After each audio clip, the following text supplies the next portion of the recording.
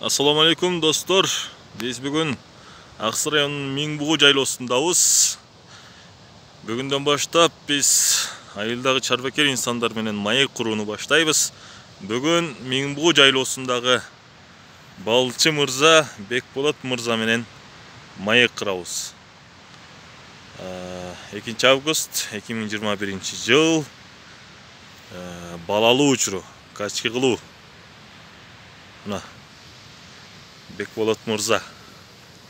Assalamu alaikum. Сезон кандай болот сезон? Сезон жакшы эле буюрса. Биздин абалыбызда. Жаман эмес. Жакшы берекесин берсин. Мына азыр ширенин күчөп турган мезгили. Качки кылуу үстүндө. Азыр рамкаларды койдум мына. Канчадан айланып атат челектен? Бекболот мырза.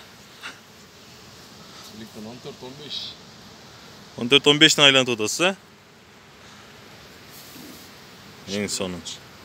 Мына азыркы учурда кийготтун гүлдөп турган мезгил экен. Шире жүрүп атат дейт, бирок күндүн сууктугуна байланыштуу арылар. Деп ар челекте топтолуп турган мезгил экен. Качки кылганы келгенбиз, бирок күн суук, күн бүркөк. Бирок качкини балды алып атабыз.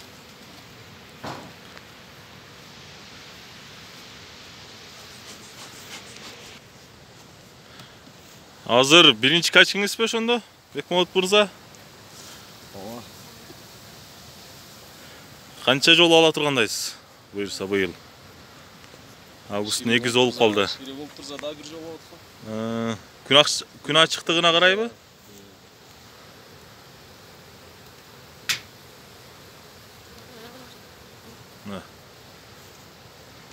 Быйыл экспортко чыгарам деген ниети бар сырткы чет мамлекеттерге.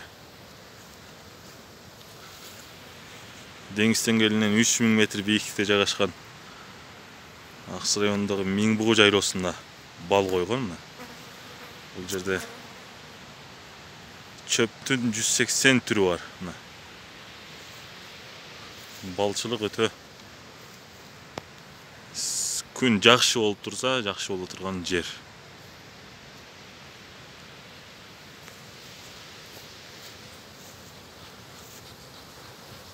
Арыга кандай мамиле кылыш керек? Ошол боюнча айтып кетсеңиз. Кандай мамиле кылса, ары кандай иштеп берет? Жөнөкөй, аябай тыкан. Мамиле кылса ошону жакшы көрөт, тазалыкты жакшы көрөт да. Ары деле тазалыкты сүйөт турбайбы, а? Эми тазалыкты жакшы көргөн эмелердин бири да.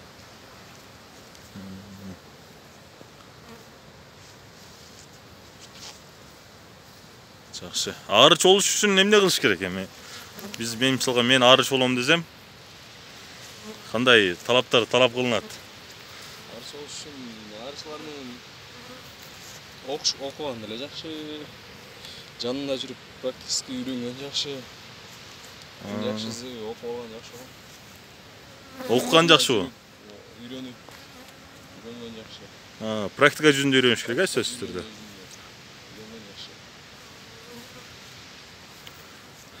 Азыркы учурда мисалга Кыргызстанда арычылар жетиштүүбү экспорт кылганга?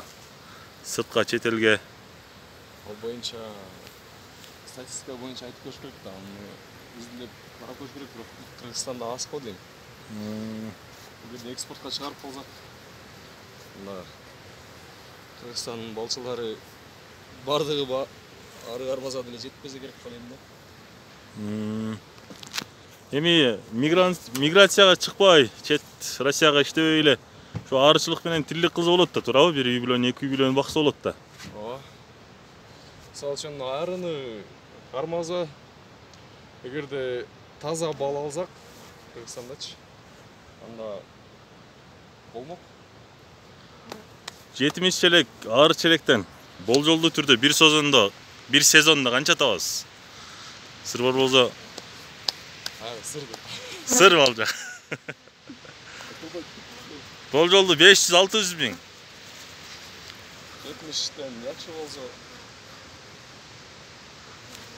500 milyon öyle tapsa. Жакшы, ана Россияда 1 жыл иштеп жүргөндү bir сөздөн 3 айда 4 айда тапса болот экен. Келиңиздер, урматтуу миграцияда жүргөн мекендештер. Тоолорду бекер жаткызбай ушундай ар чилектерди кылайлы. Мына, бул көрүнүп турган ар чилектердин кыштоосу. Былтыр октябрда киргизип, майда чыгардык дейт. Азыр кыштоону мен силерге көрсөтөм. Мына бул Миңбугда кыштоо. Сыртынан мындай жерди оюп киргизген, кичинекей эле тамда көрүнөт, бирок ичине 70 челек, 100 челекчен ары батат экен. Бул жерде Ауриске кырып атат, таң учактарды сууга салып, аны арчып, тазалап турушат. Бул мына асел рамкадан бөлүп алгыч да, аселди. Кандай болуп атат? Дайыр мырза. Качкы жакшыбы? Что? Азыр качкы кылганын гана керек байланыштуу мына иши. Жыйналбаган. Бирок 100 челекте ар челек батат. Биздин жайлоолорго ушинтип койсок болот. Туугандар. Миңбугу жайлоосу. О, төлгөчөй.